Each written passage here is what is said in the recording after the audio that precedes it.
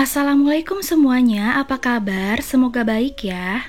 Di video kali ini aku akan membuat tujuan perencanaan keuangan aku untuk ke depan. Yaitu aku akan membuat tabungan sinking fund, tabungan emergency fund, dan juga tabungan untuk membeli rumah. Karena setelah lebaran kemarin, tujuan keuangan aku atau tabungan sinking fund aku yang kemarin itu sudah tercapai ya teman-teman. Jadi setelah lebaran ini aku membuat tabungan sinking fund lagi dari awal dan juga membuat tabungan dana darurat atau emergency fund dan juga aku membuat tabungan untuk membeli rumah atau untuk DP rumah.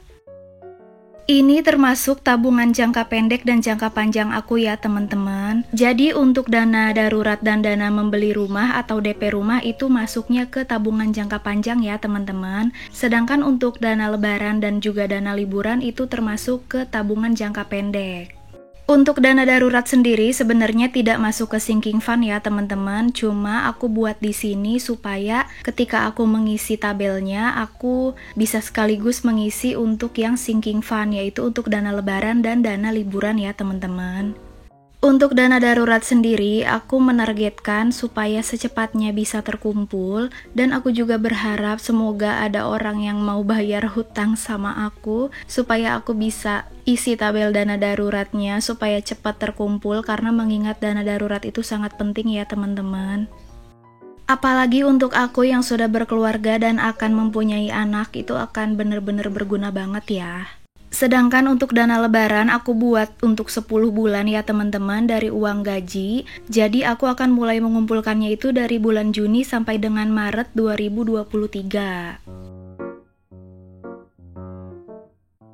Nah, untuk kolom dana darurat sendiri aku di sini buat 36 kolom dan per kolomnya itu 500.000, tapi ada juga yang aku tulis 1 juta untuk supaya pas jadi 20 juta totalnya ya.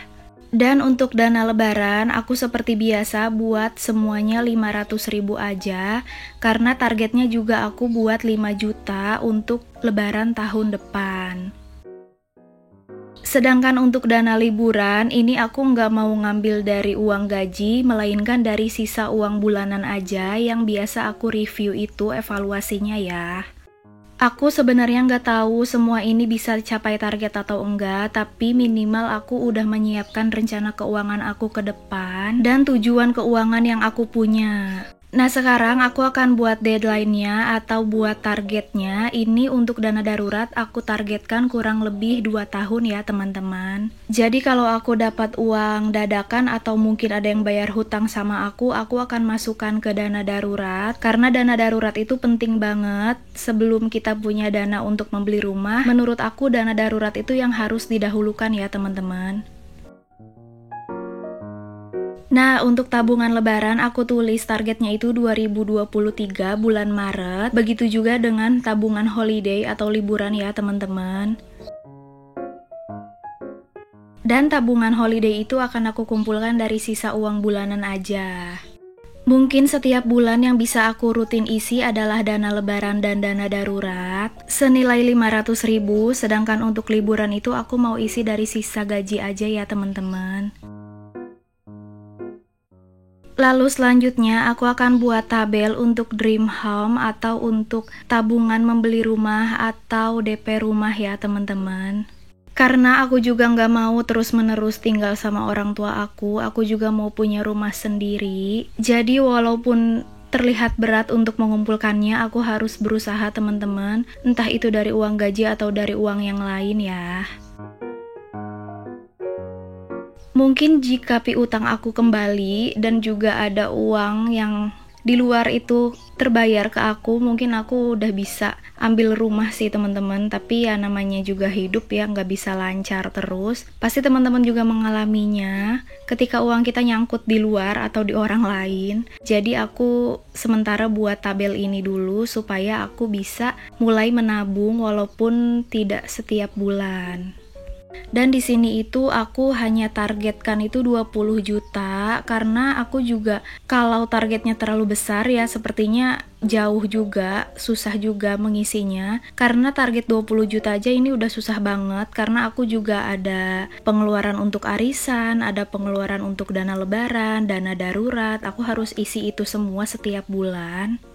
Dan nantinya juga aku ada anak yang baru lahir dan itu pasti ada pengeluaran tersendiri setiap bulan. Jadi aku harus menghitung dengan cermat apa saja yang bisa aku capai, apa saja yang bisa aku isi. Jadi aku tulis di sini targetnya. Nggak apa-apa walaupun kita nggak bisa isi setiap bulan, yang penting kita itu punya tujuannya ya teman-teman. Kita itu harus punya tujuan keuangan walaupun keuangan kita itu hanya ngepas atau pas-pasan.